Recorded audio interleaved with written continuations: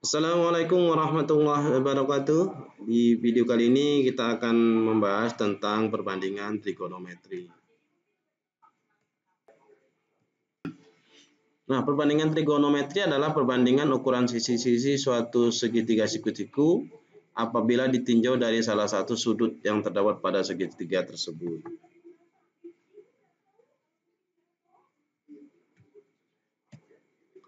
Nah, sekarang kita lihat gambarnya. Jadi, trigonometri itu selalu berkaitan dengan segitiga siku-siku. Ini ada titik A, B, C. Nah, di sini sudut alfa. Nah, ini berarti sudut siku-siku ya.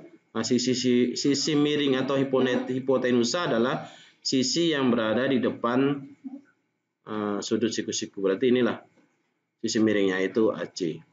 Nah, rumus sinusnya itu adalah sisi depan berarti di sini ya, per sisi miring. Berarti AB, ini AB per AC. Bisa kita singkat supaya gampang mengingatnya, si demi ya, sinus depan per miring.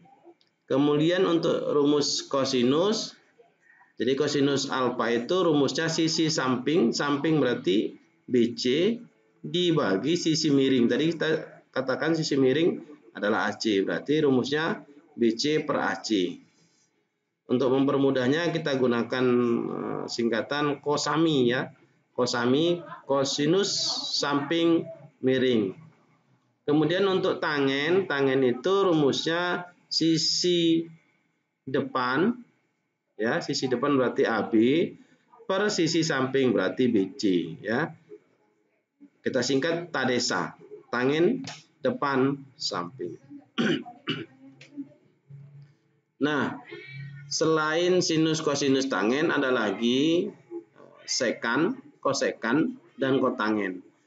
Kosekan itu adalah 1 per sinus alfa ya, sekan alfa sama dengan 1 per sinus alfa. Jadi kalau tadi sinus alfa itu rumusnya AB per AC, maka kalau sekan ya, maaf, AC per AB. Kemudian untuk kosinus kosekan itu rumusnya 1 per cos alfa, berarti AC per BC. Kemudian untuk kotangen itu rumusnya itu 1 per tangen alfa, maka bisa diperoleh BC per AB. Nah, sekarang ada sebuah segitiga DEF dengan DE 6, kemudian FD 8. Jadi kita harus cari dulu panjang sisi EF. Ini kita bisa gunakan dengan rumus Pitagoras ya, masih ingat ya?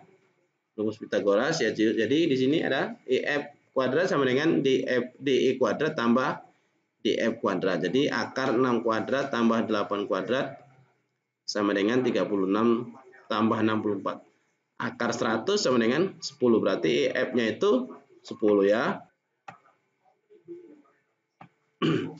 Jadi untuk menentukan rumus sinus, tadi sinus itu rumusnya adalah sisi depan per sisi miring. Kalau kita dari alfa ya, ini ya, berarti sisi depannya adalah DE. Berarti DE tadi nilainya 6. Kemudian sisi miringnya EF ya, nilainya 10, berarti 6 per 10, maka sinus alfanya 0,6. Untuk kosinus alfa tadi rumusnya kosami, samping miring. Sampingnya berarti DE, DF per EF, berarti 8 per 10, hasilnya 0,8 ini ya. Kemudian tangen tadi itu berarti sisi TADESA, tangen depan samping. Depannya berarti kan DE 6, kemudian DF 8, maka nilai dari tangen alfa adalah 0,75. Nah, di trigonometri ada sudut-sudut istimewa yaitu 0 derajat. Ya, ini 0 derajat ya.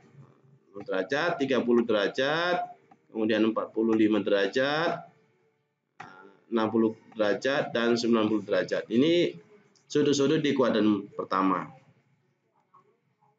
Nah, sekarang kita lihat lagi contoh. Nah, seperti ini, misalnya alfanya adalah 30 derajat.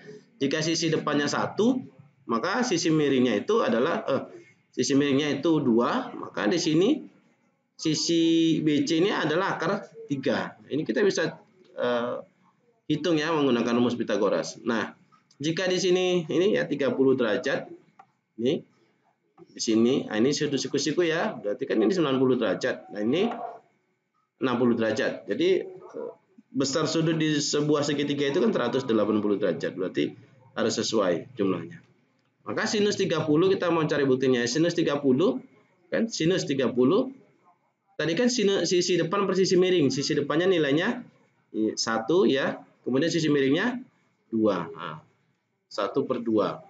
Nah, sekan tadi 1 per sinus. Kalau sinusnya setengah, maka sekannya adalah 1/1/2. Jadi nilainya 2. Kemudian untuk cos 30.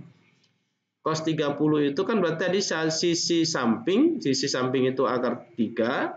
Ini dibagi sisi miring. Sisi miringnya adalah 2. Jadi kosinus 30 akar 3/2. Maka kalau untuk kosekannya, tadi kan kosekan itu 1 per cos ya, berarti 1 dibagi akar 3/2. Hasilnya 2 per akar 3. Nah, untuk tangen 30 ya, tangen 30 hasilnya itu tangen ya, sisi depan per sisi miring, berarti sisi depan per sisi samping. Artinya jadi 1 per akar 3. Jadi kalau dirasionalkan itu hasilnya 1/3 akar 3. Nah, kotangennya itu kita bagikan saja. 1 dibagi 1/3 akar 3. Hasilnya adalah akar 3. Nah, inilah rangkuman dari yang kita sampaikan tadi ya. Jadi kalian bisa ingat ini nilai-nilai sinus kosinus tangen dari sudut-sudut istimewa. Sekarang ada contoh soal berikutnya, ini penerapannya ya. Nah, seorang siswa dengan tinggi 1,7 meter berdiri dengan jarak 50 meter dari sebuah gedung. Berapa tinggi gedung tersebut jika sudut pandang siswa tersebut terhadap puncak gunung adalah 60 derajat. Ini seperti ini ya. Jadi kita akan menghitung tinggi gedung. Tentunya setelah ditambah dengan tinggi siswa. Nah, kita buat pemisalan. Tinggi gedung dari sudut pandang siswa adalah Y. Jadi tinggi gedung sama dengan tinggi siswa ditambah Y. Jadi tangen 60 derajat, tadi kan sudutnya kan 60 derajat ya. Kita mau cari tangennya berarti kan Y per 60. Maka tangen 60 tadi tangen dari 60 kan akar 3 ya. Maka akar 3 sama dengan Y per 50. Berarti Y adalah 50 akar 3.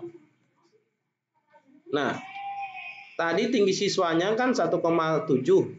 Kemudian tinggi gedung dari sudut pandang siswa adalah 50 akar 3 meter. Maka kita jumlahkan tinggi siswa dengan tinggi gedung setelah dari sudut pandang siswa. Tinggi gedung tadi ini ya 50 akar 3. Kalau akar 3 itu dikira-kirakan 1,73, maka hasilnya adalah 88,20. Nah, ini ada 2 buah latihan. Ada latihan 1, ada latihan 2. Ini sebagai uji coba kalian. Silahkan dikerjakan. Kita ketemu lagi di video berikutnya. Terima kasih. Assalamualaikum warahmatullahi wabarakatuh.